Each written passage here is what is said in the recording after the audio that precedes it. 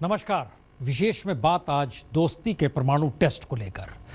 2 बरस के प्रधानमंत्री नरेंद्र मोदी के राजकाज में 7वीं बार ऐसा होगा जब वो अमेरिका के राष्ट्रपति बराक ओबामा से मुलाकात करेंगे।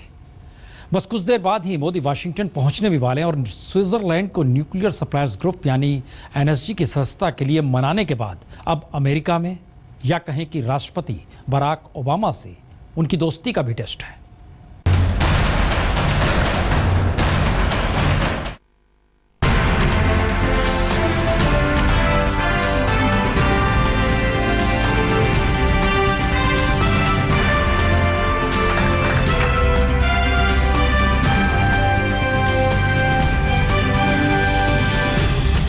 ये तस्वीरें उस मिशन का इजहार हैं जिस पर प्रधानमंत्री नरेंद्र मोदी निकले हैं। मोदी का इरादा भारत को न्यूक्लियर सप्लायर्स ग्रुप यानी एनएसजी की सदस्यता हासिल करने की, जिसमें पहली शानदार कामयाबी जिनेवा में मिली। स्विट्जरलैंड की राजधानी में प्रधानमंत्री के हवाले से विदेश मंत्रालय के प्रवक्ता विकास स्वरूप ने ट्वीट किया है कि एनएसजी की सदस्यता के लिए भारत की जरूरतों को समझने और समर्थन करने के लिए मैं स्विट्जरलैंड के राष्ट्रपति का शुक्रगुजार हूँ। हिंदुस्तान के सामने स्विट्जरलैंड को समझाने की कड़ी चुनौती थी, क्योंकि परमाणु अप्रसार को लेकर शुरू से उसका रुख बेहद कड़ा रहा है। लेकिन स्विट्जरलैंड ने भारत का लिहाज रखा। प्रधानमंत्री भी इस समर्थन से इतने भावुक हुए कि भारत में 2-3 स्विट्जरलैंड बनाने की तमन्ना जता दी। जो वर्कफोर्स की रिक्वायरमेंट है उस लेवल का स्किल डेवलपमेंट को मैं बल देना चाहता हूँ, जो मेरे देश की रिक्वायरमेंट को भी पूरे करेगा। जिस देश के पास 800 मिलियन बिलो 35 एज ग्रुप के लोग हो, वो दुनिया के वर्कफोर्स की रिक्वायरमेंट का एक बहुत बड़ा सोर्स बन सकता है। तो मैं भारत को उस रूप में तैयार करना चाहता हूँ। स्विट्जरलैंड की उसमें अपनी एक मास्टरी है, एक्सपीरियंस है और प्रैक्टिकल एक्सपीरियंस है। मैं इसको कोलैबोरेट करना चाहता हूँ। मैं आपको निमंत्रण देता हूँ उस वास्ते। प्रधानमंत्री 6 दिन में 5 देशों की यात्रा पर निकले हैं। 4 जून को अफगानिस्तान के शहर हेरात पहुंचे। 4 की शाम ही वो कतर की राजधानी दोहा पहुंच गए। 5 जून को ही वो कतर से स्विट्जरलैंड की राजधानी जिनेवा पहुंच गए। भारतीय समय के मुताबिक 6 जून की देर रात वो अमेरिका की राजधानी वॉशिंगटन पहुंच जाएंगे और वहां से फिर मेक्सिको की राजधानी मेक्सिको सिटी। स्विट्जरलैंड को अपने सांचे में उतारने के बाद प्रधानमंत्री की चुनौती उस अमेरिका को खुल्लम खुल्ला अपने पक्ष में करने की है जहां वो 2 साल में 4थी बार पहुंच रहे हैं। प्रधानमंत्री की 4थी यात्रा है अमेरिका के लिए पिछले 2 वर्षों में, लेकिन इस यात्रा की अपनी ही विशेषता है। एक तो ये दूसरी बार है जो कि ये बायलैटरल विजिट है, और इस विजिट में जो उनकी राष्ट्रपति ओबामा से मुलाकात होगी या यहाँ के जो बिजनेस के रिप्रेजेंटेटिव्स हैं उनके साथ मुलाकात होगी। उसके अलावा वो कांग्रेस के जॉइंट सेशन को एड्रेस करेंगे, और ये इसका अपने में ही एक महत्व है और पहले की यात्राओं में ये संभव नहीं हो सका था। और जो जॉइंट सेशन को एड्रेस करेंगे उसमें जो वहाँ का प्रोग्राम बना है वो बिल्कुल अपने एक तरफ से यूनिक है।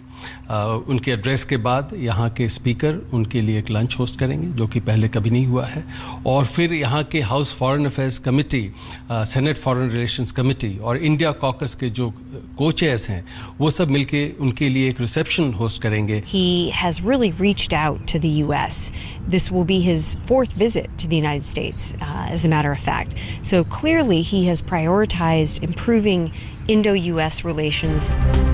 व्हाइट हाउस के इस शानदार ब्लेयर हाउस की दरो दीवार से प्रधानमंत्री पहले से ही वाकिफ हैं। इस बार भी प्रधानमंत्री यहीं ठहरेंगे। मंगलवार को प्रधानमंत्री नरेंद्र मोदी उस अमेरिकी राष्ट्रपति बराक ओबामा से मिलेंगे जिन्होंने मोदी को मैन ऑफ एक्शन कहा था। अमेरिकी कांग्रेस को संबोधित करने के लिए हर एक अरे गहरे को नहीं कहा जाता है, को जो वरिष्ठ हो और जिनकी घनिष्ठता हो अमेरिका के साथ या उनके राष्ट्रपति के साथ, उन्हीं को कहा जाता है, चांस मौका दिया जाता है। ये मुलाकात व्हाइट हाउस से जाते हुए राष्ट्रपति की दुनिया की उभरती ताकत के प्रधानमंत्री से है। मोदी ओबामा के दौर में दोनों देशों के सुधरे रिश्तों की बुनियाद पर एनएसजी की सदस्यता के लिए प्रधानमंत्री अमेरिकी रजामंदी की मुहर चाहेंगे। अमेरिका का रुख बता रहा है कि हिंदुस्तान को निराश नहीं होना पड़ेगा। न्यूक्लियर सप्लायर्स ग्रुप में प्रवेश के लिए स्विट्जरलैंड की सहमति भारत के लिए एक बड़ी सफलता है, लेकिन प्रधानमंत्री नरेंद्र मोदी के लिए चुनौतियां अभी भी बड़ी हैं।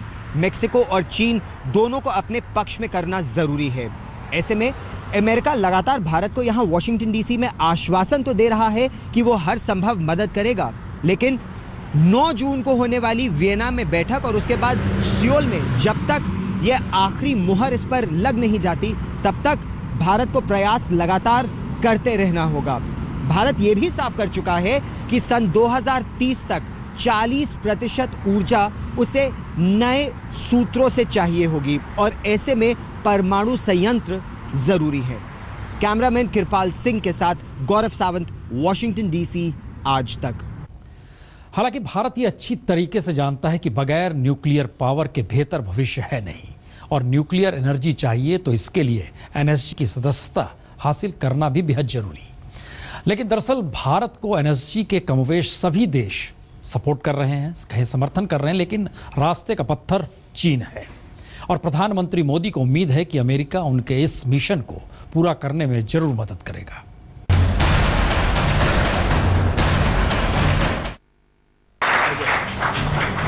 ये प्रधानमंत्री नरेंद्र मोदी और अमेरिकी राष्ट्रपति बराक ओबामा की दोस्ती का न्यूक्लियर टेस्ट है। मंगलवार को व्हाइट हाउस में जब ये दोनों नेता मिलेंगे तो इनके बीच बातचीत का सबसे अहम मुद्दा यही होगा कि क्या 48 देशों वाली एनएसजी में भारत की एंट्री हो पाएगी। भारत को एनएसजी के अंदर लाने के लिए स्विट्जरलैंड तो तैयार हो गया, लेकिन क्या अमेरिका चीन को समर्थन के लिए राजी कर पाएगा। हालांकि अमेरिका में भारत के लिए बनता माहौल साफ साफ दिख रहा है। Yeah, it's something that we'd like to see. I mean, that's clearly a part of really kind of opening up the door for bringing India inside the nuclear club, apart from direct trade with the United States. But as always, in these kind of instances, it gives your Prime Minister another opportunity to press our government to push just a little bit harder.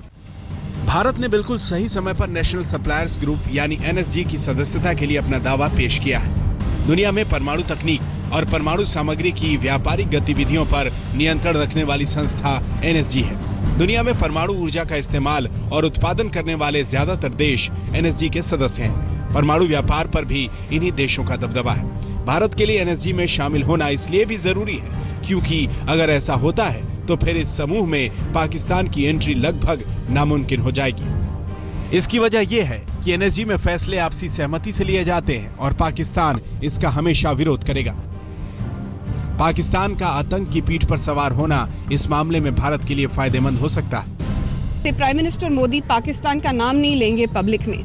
इनका कहना है कि वो बोलेंगे कि कोई terrorism good terrorist और bad terrorist नहीं हो सकते। Terrorism, counter terrorism has to be against all, can not differentiate.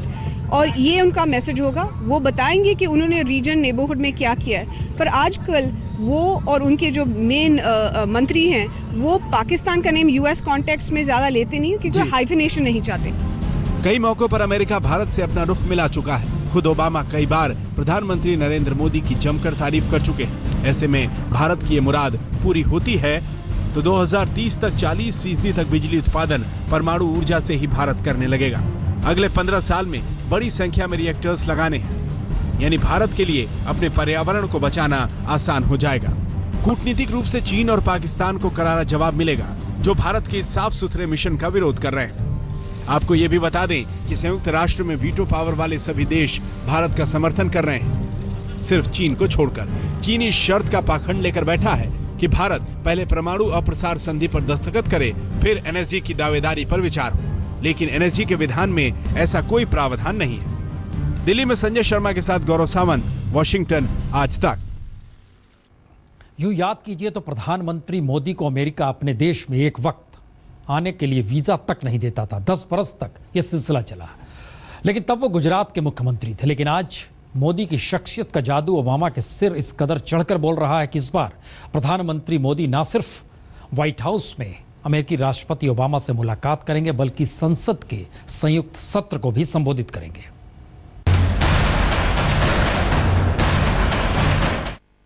मेरे प्यारे देशवासियों, सारा विश्व इस बात में कन्विंस है कि 21वीं सदी एशिया की सदी है। अपनी पहली अमेरिकी यात्रा में ही प्रधानमंत्री नरेंद्र मोदी ने दुनिया को यह एहसास दिला दिया था कि संयुक्त राष्ट्र से अमेरिका के चौक चौराहे तक उनका कितना जलवा है। अब उनकी नजर बुधवार पर टिकी है, जब प्रधानमंत्री अमेरिकी कांग्रेस के संयुक्त सत्र को संबोधित करेंगे। साफ है कि एनएसजी की सदस्यता की पुरजोर कोशिशों के बीच यह संबोधन काफी मायने रखता है। तो ये बहुत अच्छा होगा, उनको सारी बातें अपने भारत की कूटनीति, भारत की विदेश नीति के बारे में सब बता सकते हैं।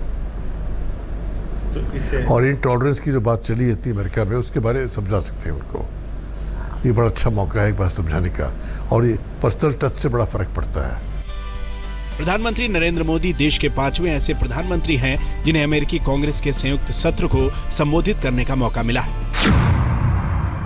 इससे पहले 13 जून 1985 को राजीव गांधी, 18 मई 1994 को पीवी नरसिम्हा राव, 14 सितंबर 2000 को अटल बिहारी वाजपेयी और 19 जुलाई 2005 को मनमोहन सिंह को अमेरिकी संसद सुन चुकी है।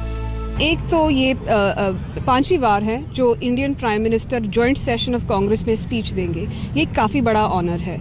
दूसरी बात, डिफेंस और सिक्योरिटी कोऑपरेशन पे शायद कोई आएंगी अनाउंसमेंट्स।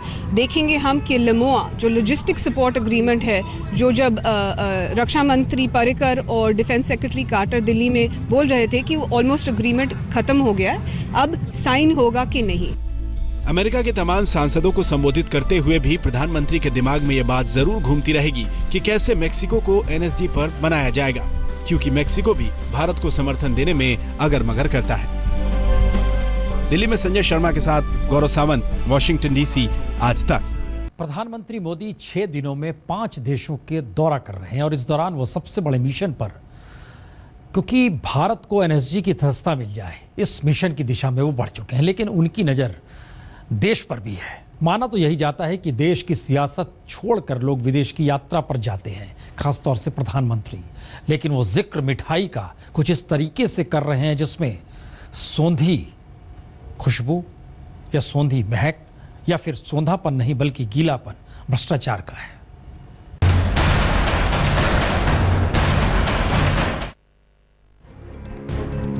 एक नजर विदेश पर, दूसरी नजर देश की सियासत पर।